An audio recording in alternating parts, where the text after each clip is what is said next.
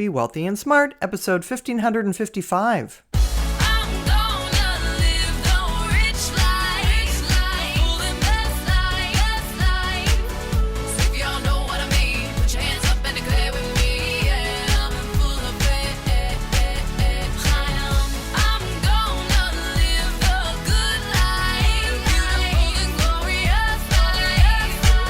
Step into a world of wealth and financial freedom without budgets, boredom, or bosses on Be Wealthy and Smart.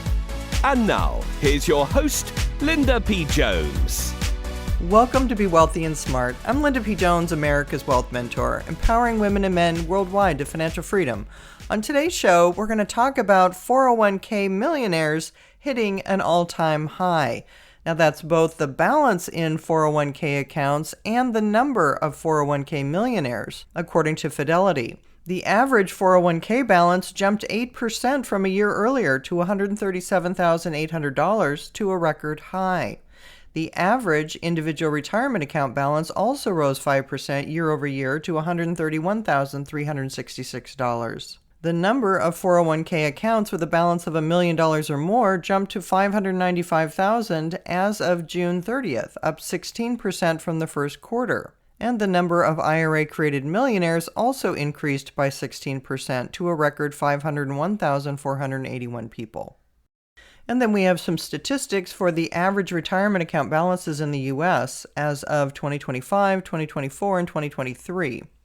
So I'll just contrast 2025 to 2 years ago because the average IRA, 401k, and 403b have made great strides. In 2023, the average 403b had $102,400 in it, and in 2025, it's up to $125,400. In 2023, the average IRA had $113,800 in it, today $131,366. And in 2023, the average 401k had $112,400 in it, now taking the lead at $137,800. So well done. Fidelity found that the majority of retirement savers continued to make contributions even during periods of market turbulence.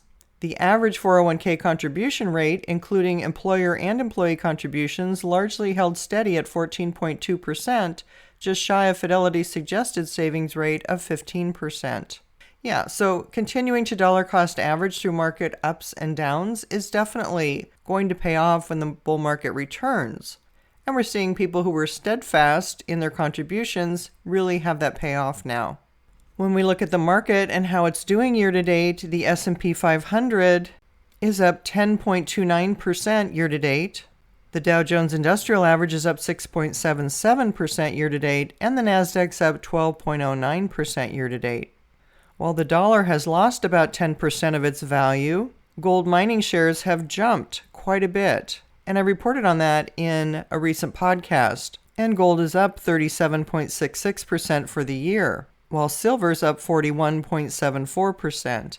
And mining stocks are doing even better. Of course, mining stocks act almost like leveraged gold and silver prices because any gold and silver in the ground is going to gain value and the miners are going to be able to extract that and charge higher prices.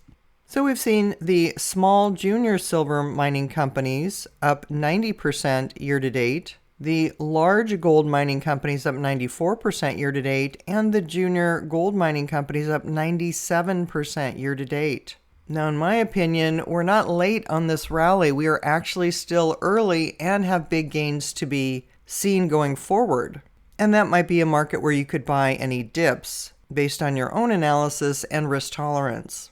There's still an 88% projection by traders that the Fed will cut rates in September by a quarter point, and there's even a 12% traders projection that there may be an additional 0.25% cut in September. And that's the result of a weaker than expected jobs report. Non-farm payrolls increased just 22,000 for the month, and economists were expecting about 75,000, so it's way below expectations. Ulo Sonola, head of U.S. economic research at Fitch Ratings, said the warning bell that rang in the labor market a month ago just got louder. A weaker than expected jobs report all but seals a 25 basis point rate cut later this month. Yeah, and the unemployment rate ticked up to 4.3%. So a weaker jobs market is going to give the Fed more ammunition to cut rates, but inflation is at 2.9%, above the Fed's 2% target. So which number do they want to pay more attention to? Do they want to pay more attention to what's going on with inflation being higher than what they'd like, or are they going to pay more attention to a weakening jobs market? I think with the differential being so large in the jobs market, they're going to err on the side of being dovish. So we could see more support for a larger rate cut, but we'll just have to follow along and see what happens. If you haven't yet subscribed to Be Wealthy and Smart, hit the subscribe button and you'll be notified as soon as new podcasts are available. And all of my podcasts are on my website at lindapjones.com/podcasts. And while you're there, sign up for my weekly newsletter for more wealth tips for your financial freedom. That's all for today. Until next time, live the good life and be wealthy and smart. Thank you for listening to Be Wealthy and Smart with Linda P. Jones. Share the wealth and tell your family and friends about the show.